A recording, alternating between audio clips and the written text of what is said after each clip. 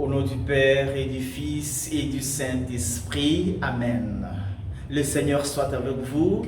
Frères et sœurs, nous célébrons la solennité de tous les saints.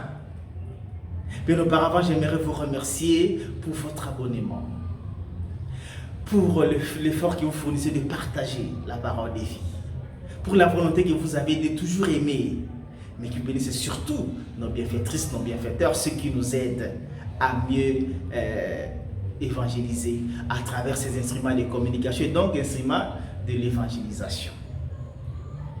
Les textes qui nous sont proposés en méditation, cette solennité de la Toussaint, nous invitent à la sainteté. Tu es invité à la sainteté. Tu peux être saint si tu le veux, si tu fournis des efforts. Dans la première lecture tirée de l'Apocalypse de Saint Jean, au chapitre 7, versets 2 à 4, puis le verset 9 à 14, Jean voit une foule immense, des hommes vêtus de blanc. D'abord les 144 000, qui est un chiffre symbolique, qui symbolise la multitude et la perfection. Il voit aussi les autres qui sont venus d'ailleurs, mais leur provenance, ils ont lavé leurs robes dans le sang de l'agneau. Ils viennent de la grande épreuve. Et donc, la blancheur, la gloire aux côtés de Dieu, il faut endurer les épreuves, communier avec l'agneau pour resplendir avec l'agneau. Que le Seigneur nous donne la force de croire et d'espérer en lui au milieu de nos difficultés, les épreuves liées à la foi. Et le psaume qui nous est proposé, le psaume 23 plutôt, ou 24 dans d'autres traditions, qui peut gravir la montagne du Seigneur, la montagne de la sainteté de Dieu. C'est-à-dire qu'il est être vêtu de blanc. Qui? L'homme au cœur pur, aux mains innocentes, qui ne livre pas son âme aux idoles, avoir le cœur pur. L'évangile en parlera. Et avoir les mains innocentes.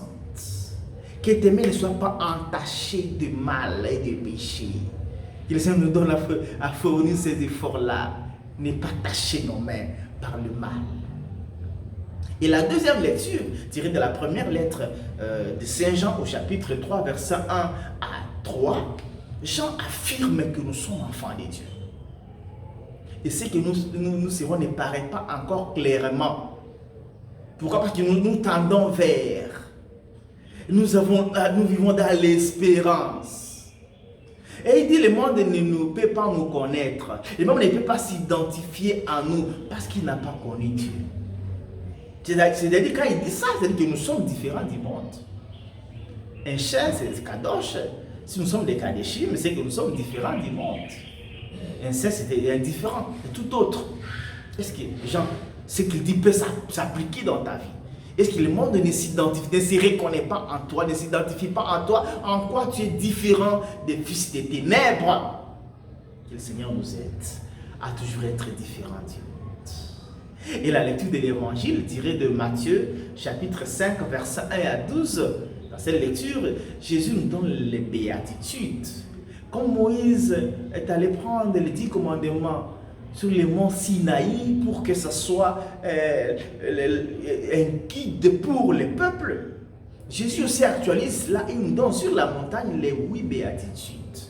Heureux les pauvres de cœur, heureux ceux qui pleurent, heureux les doux, heureux ceux qui ont fait et soif de la justice, heureux les miséricordieux, heureux les cœurs purs, heureux les artisans de paix, heureux ceux qui sont persécutés pour la justice. Ces 8 béatitudes peuvent se recouper pour être mieux comprises.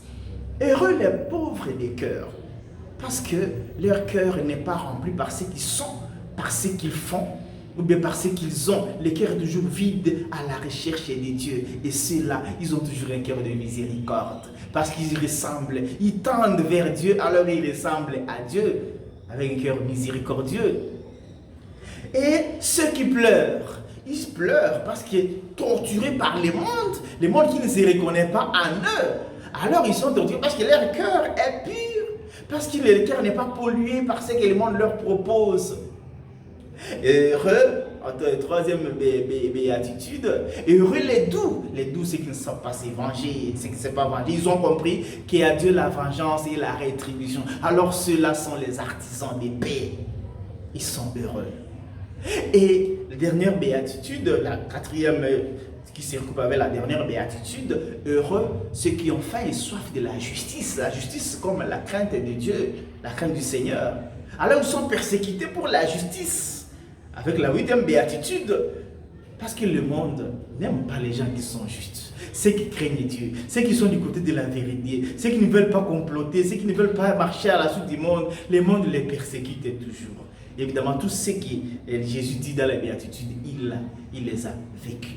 C'est possible, mettons un peu de volonté, mais aussi beaucoup d'efforts, parce que le salut, la sainteté n'appartient pas aux paresseux spirituels. Il faut fournir des efforts.